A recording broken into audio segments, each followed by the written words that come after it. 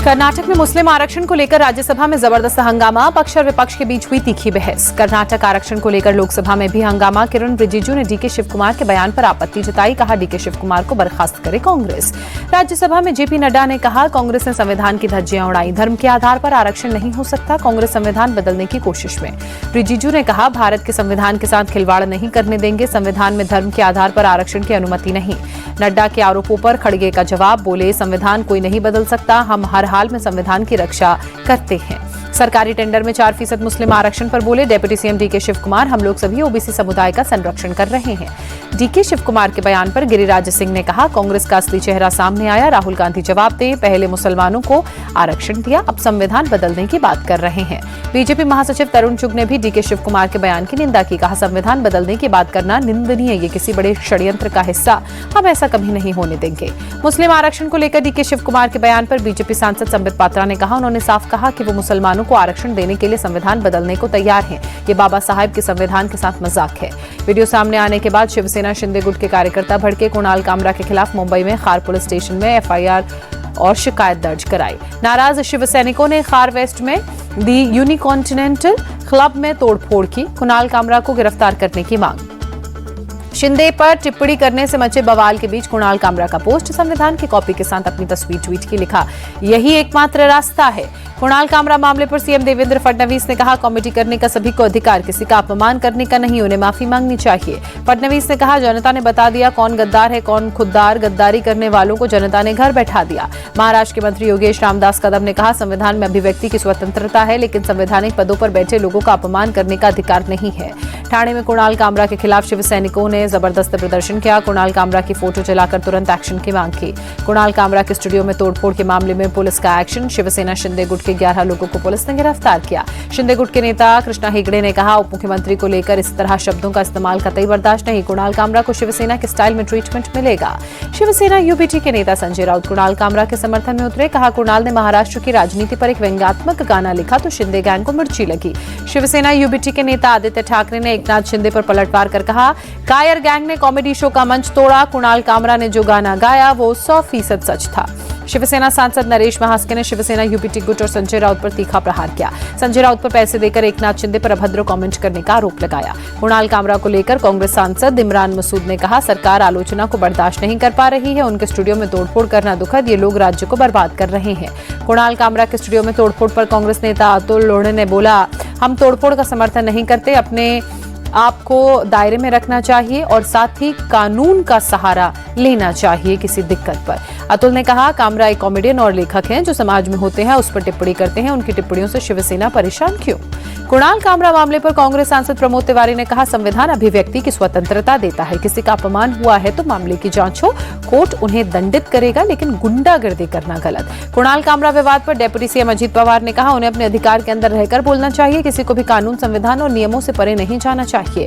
Studio में तोड़फोड़ को लेकर दर्ज एफआईआर पर राहुल कनाल ने बोला कानून को हाथ में लेने की बात नहीं, ये आत्मसम्मान की बात है, ये ट्रेलर है, पिक्चर अभी बाकी है।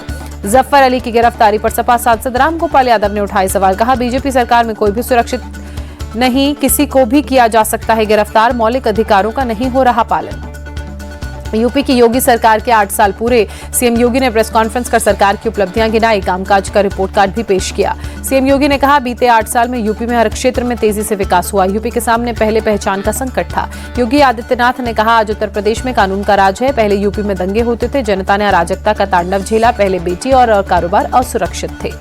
अर्थव्यवस्था को लेकर सीएम योगी ने कहा उत्तर प्रदेश देश पूरी अर्थव्यवस्था का ग्रोथ इंजन, अब उत्तर प्रदेश देश को नई दिशा दे रहा है, पहले बीमारू राज्य के नाम से जाना जाता था प्रदेश। योगी ने कहा कृषि के क्षेत्र में आज यूपी अव्वल नंबर पर, पहले किसान आत्महत्या करते थे, आज किसानों की आमदनी भी बढ़ी है।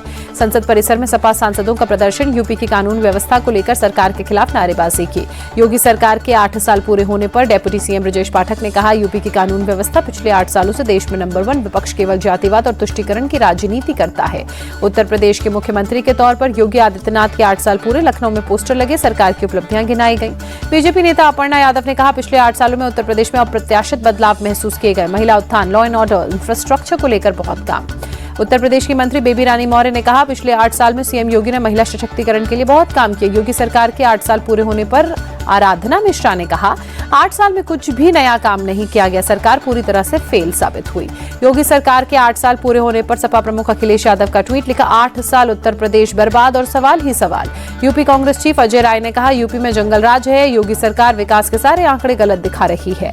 नागपुर दंगे का मास्टरमाइंड फहीम खान और उसके खिलाफ एक्शन, फहीम खान के घर पहुंची नगर पालिका की टीम, अवैध निर्माण को ध्वस्त किया गया।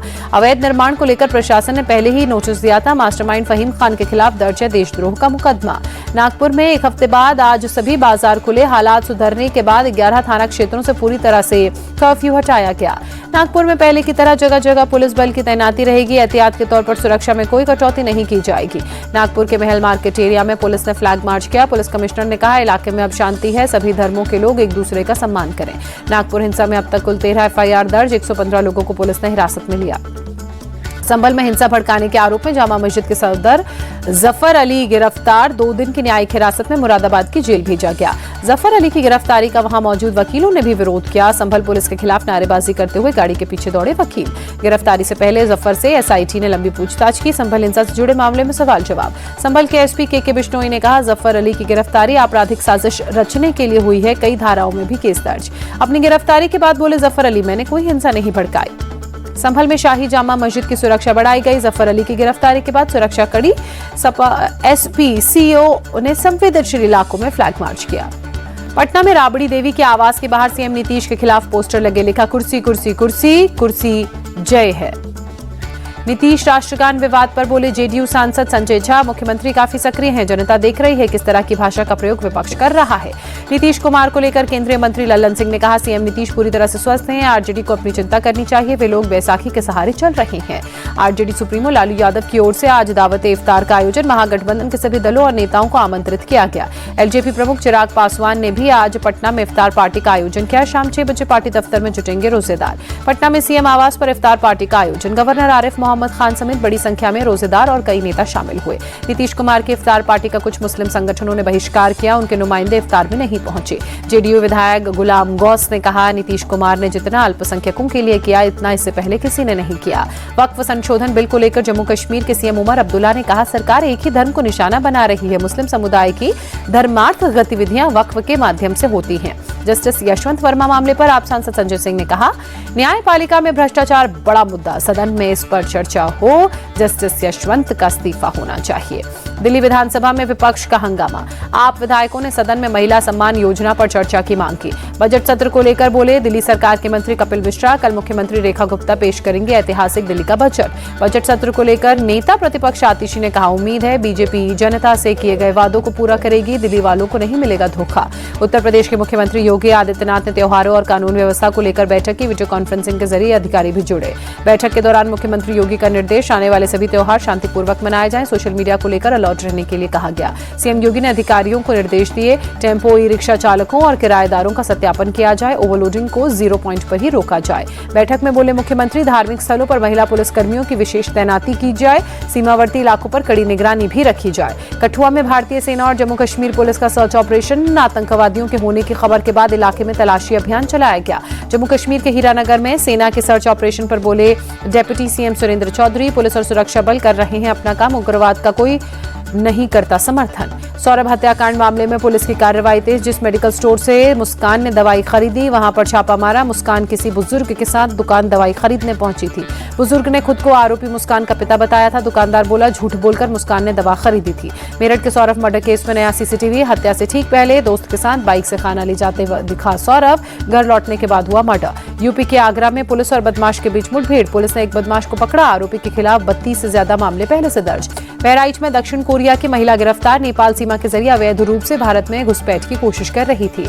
देश में टॉप 10 बड़ी कंपनियों में से 9 की मार्केट वैल्यू बीते हफ्ते 3 लाख करोड़ रुपए बढ़ी। Private sector bank ICICI top gainers की सूची में। ICICI बैंक की वैल्यू 64,000 करोड़ रुपए बढ़कर 9.48 लाख रुपए पर पहुंची। HDFC बैंक की वैल्यू 49,105 करोड़ रुपए बढ़ी। ITC का मार्केट कैप 7,571 करोड़ रुपए कम हुआ। वहीं रिलायंस की 39,312 करोड़ और बजाज फाइनेंस की वैल्यू 30,954 करोड़ बढ़ी। भगौड़े हीरा कारोबारी मेहुल चौकसी को भारत लाने की तैयारी, भारत की बेल्जियम सरकार से संपर्क कर प्रत्यर्पण प्रक्रिया शुरू करने की मांग। 13,850 करोड़ रुपए के घोटाले का है आरोप। अमेरिकी विमान निर्माता कंपनी बोइंग ने भारत में 180 लोगों को नौकरी से निकाला। कार्यबल में कटौती के चलते कदम उठाया। भारत ने चीन के एल्युमिनियम फॉयल, वैक्यूम फ्लास्क समेत 4 उत्पादों पर लगाई एंटी डंपिंग ड्यूटी। घरेलू उत्पादकों को होगा लाभ। आईपीएल 2025 के चौथे मुकाबले में आज दिल्ली कैपिटल्स और लखनऊ सुपर जायंट्स की टीमें होंगी आमने सामने। विशाखापत्तनम में शाम 7:30 बजे शुरू होगा मैच। नए कप्तानों के साथ उतरेगी दिल्ली और लखनऊ की टीमें। दिल्ली कैपिटल्स ने अक्षर पटेल को अपना कप्तान चुना तो लखनऊ सुपर जायंट्स की कप्तानी ऋषभ पंत के हाथ। चेन्नई सुपर किंग्स ने आईपीएल 2025 का जीत के साथ किया आगाज। रोमांचक मुकाबले में मुंबई इंडियंस को 4 विकेट से हराया। आईपीएल 2025 में सनराइजर्स हैदराबाद की शानदार शुरुआत। हाई स्कोरिंग मैच में राजस्थान रॉयल्स को 44 रनों से मात दी।